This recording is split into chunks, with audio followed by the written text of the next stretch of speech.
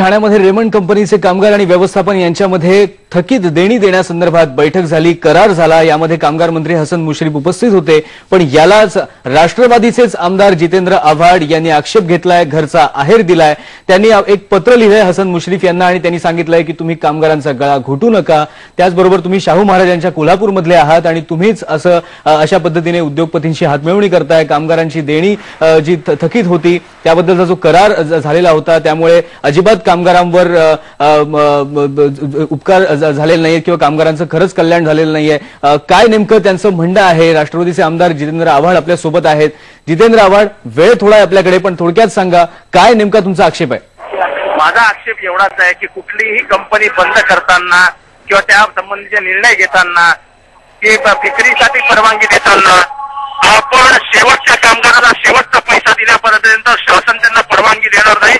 हा शासनाने प्रेरित केलेला कायदा आहे, त्याची कुठेही पायमल्ली होता कामा नये आणि असं कुठलंही पाऊल इव्हन शासनाने जरी उचललं तर शासनाच्या विरोधात जाण्याची भूमिका आम्हाला घ्यावी लागेल। पण जितेंद्र आव्हाड, सगळं कागदोपत्री आता झालेलं आहे, करार झालेला आहे, हसन मुश्रीफ तुमच्याच पक्षाचे मंत्री आहेत, काय नेमकं पुढचं पाऊल असणार तुमचं?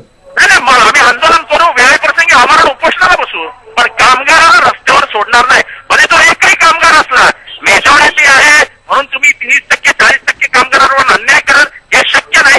शेवटचा कामगार जोपर्यंत खुश होत नाही, त्याला त्याच्या हक्काचे पैसे मिळत नाही, तोपर्यंत शासनाला आपली भूमिका बदलता येणार नाही। जो कायदा आहे त्या कायद्याच्या कार्यकक्षेतच राहावं लागेल आणि वागावं लागेल। जितेंद्र आव्हाड, एक शेवटचा प्रश्न विचारतो। ठाण्यामध्ये हा कार्यक्रम झाला, करारनामा त्या ठिकाणी झाला, सह्या झाल्या, हसन मुश्रीफ त्या ठिकाणी होते, तुम्ही ठाण्याचे आमदार असताना सुद्धा तुम्हाला आमंत्रण दिलेलं नव्हतं का?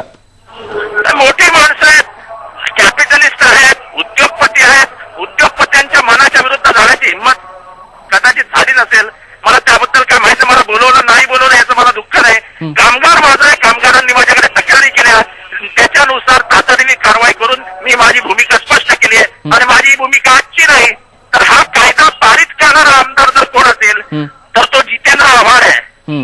आजपासून विलासराव देशमुख मुख्यमंत्री असताना सभागृहामध्ये हा मुद्दा मी मांडला होता की कामगारांचे पैसे दिले जात नाही, तेव्हा विलासराव देशमुखांनी उठून सांगितलं होतं जोपर्यंत कामगारांचे पैसे मिळणार नाहीत।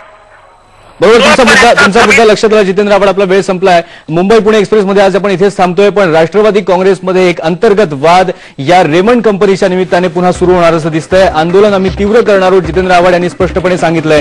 स्वतः